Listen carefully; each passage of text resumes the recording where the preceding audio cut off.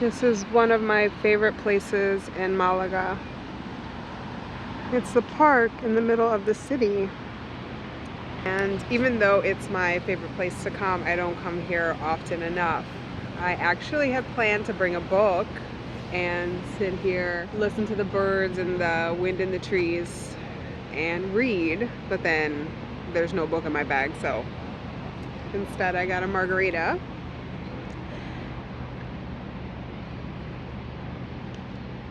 And I'm gonna sit here and enjoy the quiet for a few moments before I walk back home and watch the pigeons, which is one of my favorite things to do. And this is another way to take a break, take a breath, rest my mind, just observe my surroundings. I hope that you have an opportunity to get out into nature today. It is definitely the best medicine, especially for your mood. So, yeah.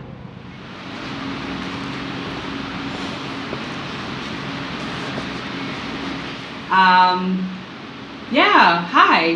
How are you? I'm quite dressed up, if you will. I don't know if you would consider this dressed up.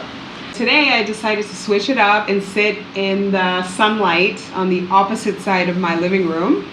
I also have a microphone, which my friend mentioned that the sound from the fountain is really loud, the background noise, so hopefully this helps. So today is my 7-year anniversary of living in Europe. 7 whole years. I've been living in Europe for 7 years. Actually, I didn't want my hair up, so let's take that down. Ah!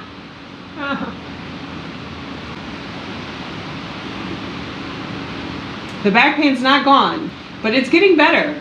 So to celebrate 7 years of living in Europe, I'm going to pour myself a little bit of Monita Tequila because I created this while living in Europe. And a lot of people ask me, how do you run a business that the product is available in the US, but you're living in Europe? And it's by design. I didn't know at the time that I started the business that this would be an asset for me, but this last year it has proven to be one of the best decisions to spend a majority of my time in Europe and then go back to the US for the tequila brand. So let's actually go down memory lane. The year was actually 2015. I just looked at my photos because I did a little Instagram reel. And in 2015, I went to visit a friend in Amsterdam. From there, we went to Berlin to visit a guy that we used to work with in DC. So they worked with me at the W Hotel in DC, and I came to visit them in Europe. And I was in Berlin for maybe 24 hours, if that. And it was something about the way that you could really just be yourself there. I just saw people who looked different, acted different, behaved different, but there was a space for them. It just felt like a place that I could start over and have a clean slate and a fresh start. So I had the idea in 2015. I started making moves to rent out my place, and I was debating on if I should keep my job or not. And I will never forget my former boss. She was from France, but she was living in DC. And, I asked her thoughts on moving to a new country, and she said, and this was the best piece of advice that she gave me, is that you can't have one foot in the past. You have to fully commit to the move. If you're gonna move, don't keep the job. Don't say, but maybe in 6 months. You really have to be committed to surviving in the new environment that you chose. And so that's what I did. I quit my job, rented out my house, handed over my car to my mom, and I got on a plane. And I will never forget the first day I basically just slept. I was so exhausted. And then I started German classes. Can I speak German? No, I still cannot. So living in Berlin was a really important time in my life. I learned a lot about myself. I got to experiment. I made a lot of lifelong friends, like friends that were integral in my growth. And it's amazing how your path crosses with people. I have a friend, a very dear friend, and I love her like a sister. We met at a meetup, and you know, we chatted on Facebook, and we're like, oh yeah, we should get together for drinks. We should get together for drinks. We should get together for drinks. And I think one time we did, but it was still kind of like brief, and you know, we had like a coffee and a tea or something, and then we never really hung out again. And then I walked into my last job that I had in Berlin. I sit down, people are coming in, and in walks this girl that I previously had coffee with once. And now we're best friends. So, you know, she was meant to be in my life, and our paths needed to cross again in a setting that didn't allow us to drift apart. And it was the best thing that ever happened to me. I made so many friends from that job. Berlin is a great city. I mean, it was, right? I moved in 2016, and it has changed a lot. Amazon has moved in, prices have gone up. The culture of the city is changing, but I'm sure and I'm confident and I know that there are people there that are still like, if you go to any of the clubs there, like you'll find people who are passionate about the true, real Berlin.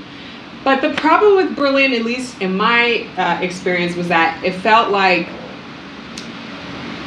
a lot of people went there and they didn't grow up. They went there for a reason. And then they kind of like ended up getting stuck in this loop. And it's not to say that everyone had that experience, of course, but I felt like for me, I was looking for an environment where people were going to be pushing me forward. I was going to be propelling forward. I felt like I had reached a ceiling for myself personally in Berlin. The weather didn't help. It's now September. Now September, and it's about to go downhill. It's about to be dark from 4 p.m.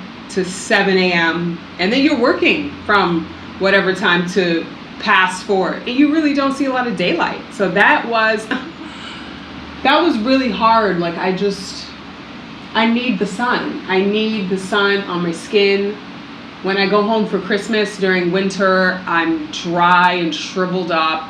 My body doesn't respond well to cold weather, and that's okay. Some people are not cold weather people, and I'm not one of them. So then I moved to an island. That was my second residence in Europe. My first residence in Spain. I moved to Tenerife. It's a Spanish island in the Canary Islands off the coast of the Western Sahara. And I ended up buying an apartment there, which I recently sold. But that was, I moved there March 2020. A week and a half before the entire country shut down because of the COVID pandemic. I had a relationship that, in a way, brought me to the island at the time that it did. That relationship almost broke me. He tried. That's another video. But I jumped ship, and I ended up rooming with this woman who's still my friend to this day.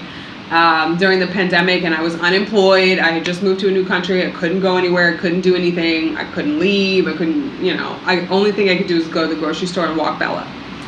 So I had a lot of time to think. I had recently published my second book, but I felt like I really needed to start to go full steam ahead into what it was that I was passionate about. Like that is what really resonated with me at that time. One of the other reasons why I moved to Berlin is because I wanted to be a writer. I published my first book. Wow, that plane is really low. Looks like a military plane. Not my problem. Yeah, one of the reasons why I wanted to move to Berlin is because I wanted to pursue writing full time. And living in the US, trying to change careers without having a degree or without having years of experience or someone to vouch for you or an inside at a publication, it would have taken me a lot longer. And so I moved to Berlin. I started off at an unpaid internship. I worked my way up to a paid internship. So I basically started over at 30. I was the intern. You see that movie with like Robert De Niro and he's like 70 something or whatever, 80, I don't know. And he's an intern, and that was basically me. It was cool. It was fun. Again, like fresh start. I primarily did marketing copywriting while I was in Berlin, And then when I moved to Tenerife, I started working with this Black-owned children's book publishing company. So I had a hand in finding illustrators, proofreading manuscripts, working on Bibles for TV shows. I did a lot, and that was really inspiring for me. Then I went on to my current job, which is working as an editor. This is actually a dream of mine. I always wanted to be an editor, and I felt like I didn't have the experience and no one was going to give me the job, but my boss did. And nearly 2 years later, next month it'll be 2 years. So I've been working from home as an editor. I've been working on my third book. I started my tequila brand. The idea for this came in October 2020. A guy, I've told this story before, but I'm gonna just say it here. A guy asked me what I would do if I had no limitations, and started tequila brand was what came out of my mouth without hesitation. It just blurted out. And less than 3 years later, here she is. Named after my mom, co-designed the label with my lovely friend Lou Marquienz-Latrique. And and it's delicious, and it's for sale on my website. It doesn't get old, actually. It's a real problem because I'm supposed to be selling this stuff, but all I want to do is drink it. Why did I move to Europe? Other than wanting to start my career as a writer and really commit to that, other than wanting a place where I could try things out and figure out who I was and what I actually wanted to do and be. A large reason why I moved at the time that I did is that I was constantly waking up, checking my phone, and seeing trending hashtags of some Black person who was shot or choked or died in police custody. And it just became super overwhelming. It felt like I lived in a place where my existence was seen as a reason to shoot to kill, or like my life didn't matter. My life was not valuable. And this was reiterated when said killer of said Black person went free, got no time, walked away with no consequences. Like it was a cycle that was overwhelming to have to wake up and live through. And I'm a super empathetic person. I'm a super emotional person. I want to help. I'm my mother's daughter. I want to help. I want to make the world a better place. I was listening to BBC News earlier about the children in Yemen, and the girl said, like, have you forgotten about us? Like, are our lives not important? These are children that are in the hospital who've lost a leg or lost limbs from shelling or shooting or... And I started to cry, and I was just like, girl, it's a lot. There's a lot going on in the world. And all I want to do is make it a better place, you know? I feel like there are definitely a lot of people who do not have any interest in taking that on, and that's just their journey in life. But for me, I really want to make the world a better place. And I do that by being an example. It has been instrumental in my growth as a person to live in a place where I have time for rest. I have time to go inside and meditate and to be insightful and to take the time to actually figure out what it is that I want to do and have ownership and control over my time and my day. I am listening to the audiobook, albeit slowly, but I'm doing it. It's called, well, it's a book, but it's an audiobook that I'm listening to, and it's called Your Life or Your Money. And it really asks you to take a look at the only currency that you have, which is your time, and how do you want to spend that time?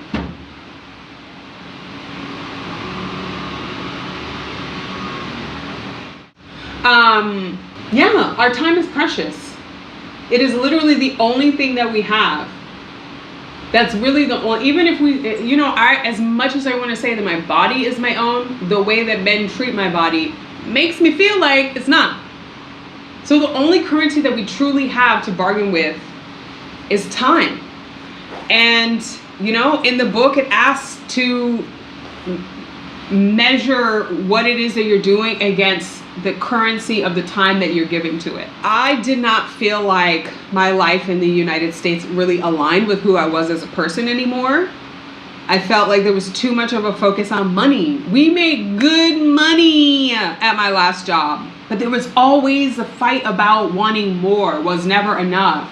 And I was so grateful. I was so grateful to be working at the job that I did, making the money that I had, and being able to travel the world and use the hotel discounts. I was grateful. But, you know, it's just a difference of values.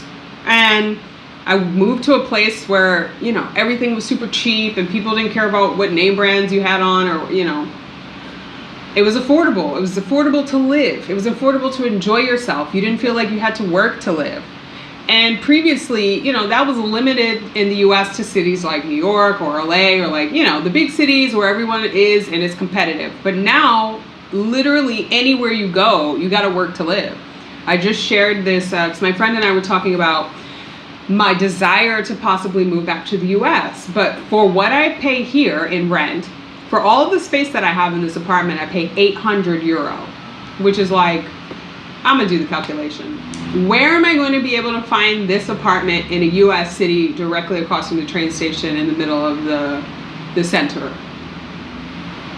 So if I did want to subscribe back into living in the US, not only would the quality of food be worse, and the climate, and the racial tension, you know, I would have to work to live. And I really enjoy my life.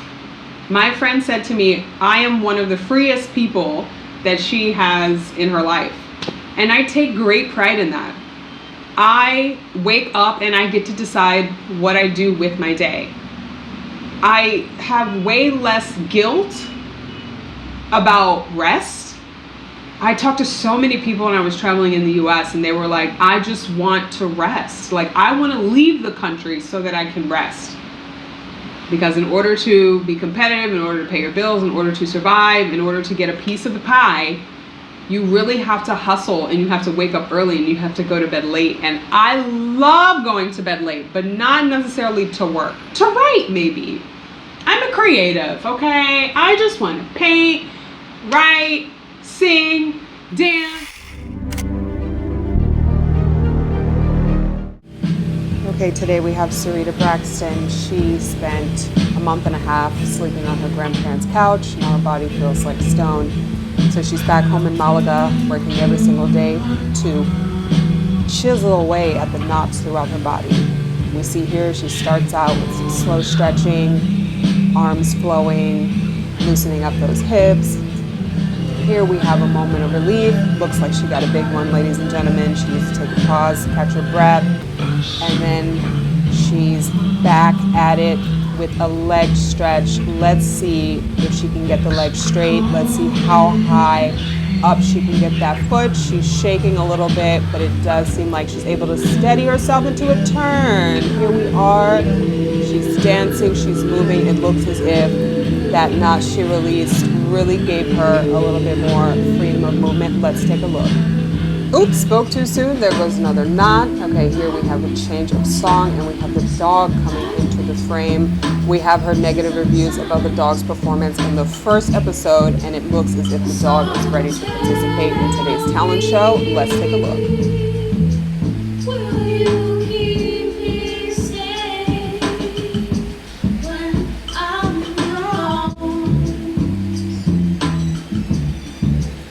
I mean, who can be upset when you see that face?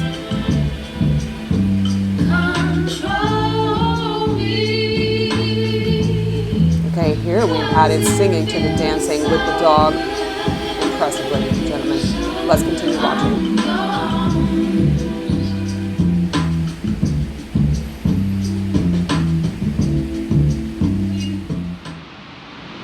I want to start doing crafts. I want to meditate. The water is going to be loud, but this is my bird's eye view of the city. And there's like an old folks home across the street, and It's me and the abuelitas that are people watching, bird watching. I love to watch the pigeons and the seagulls and the people and the kids and the dogs and the whatever, the cars. This is where I spend a lot of time meditating. My oracle deck and my, they were a little far away, crystals. My crystals, and also some other random things that I've found. Yeah, gifts, I call them. This is really beautiful, and there were two. I found two at the same time. Yeah, walking in the woods at my grandparents' house. And my little turtle that's on a chain. It has a crystal inside. Maybe one day I will find a chain that works, because this one is broken, but it's the only one that would fit in there. Yeah, and they all have their own special meanings and memories.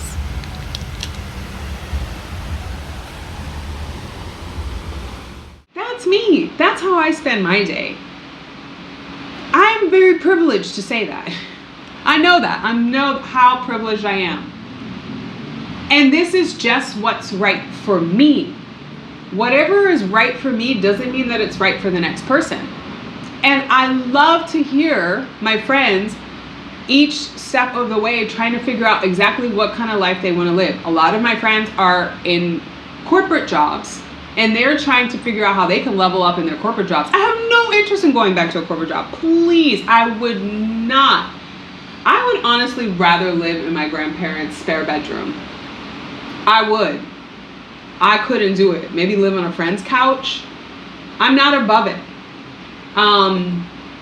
A lot of things that I thought were important, a lot of things that I thought were a measure of success, because that's what it appeared to be, have completely shifted to me. The only measure of success that I need to look at is my own. And this to me is a success.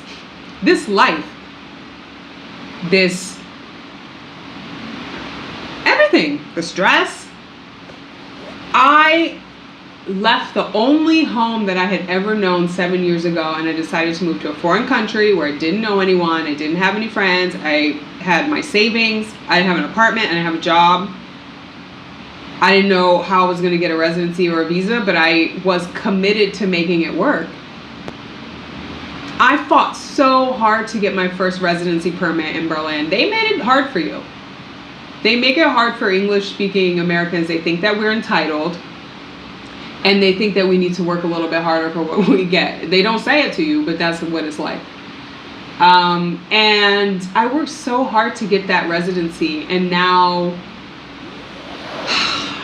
I have my apartment with Bella and my tequila brand, and I work from home, and I'm spending time creating, healing my body, healing my soul, my spirit, connecting with my ancestors. So I kind of wanted to sit here because I have my ancestors.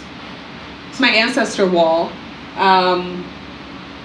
My great grandmother, my great grandfather, some artwork from friends. As always, signing off. All up and down here. Yeah, this is my wall dedicated to pictures that I found in my grandparents' house. I'm actually quite awkward. Family members whose story I don't yet know, but I'm working to fill in the pieces.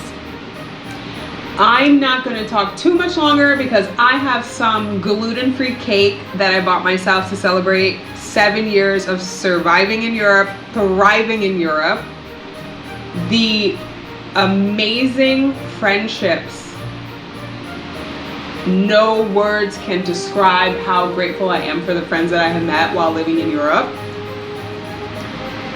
No words can accurately describe how great I feel about who I am as a person and what I have achieved. I'm just taking it day by day, honestly. There's not really, I mean, other than manifesting, there's not really a trick to getting the life that you want. It's literally just deciding. It's waking up one day and saying, this is what I want, and I'm gonna do everything that I can to achieve it. And you never know where that might take you. Detours are not dreams deferred. I think that's a saying. Okay, thank you so much for, cheers! Thank you so much for watching this video.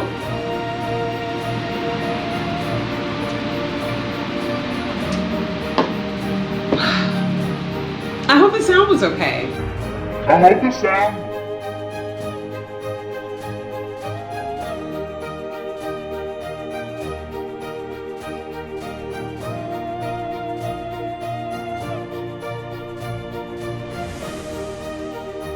Outdoor video, so.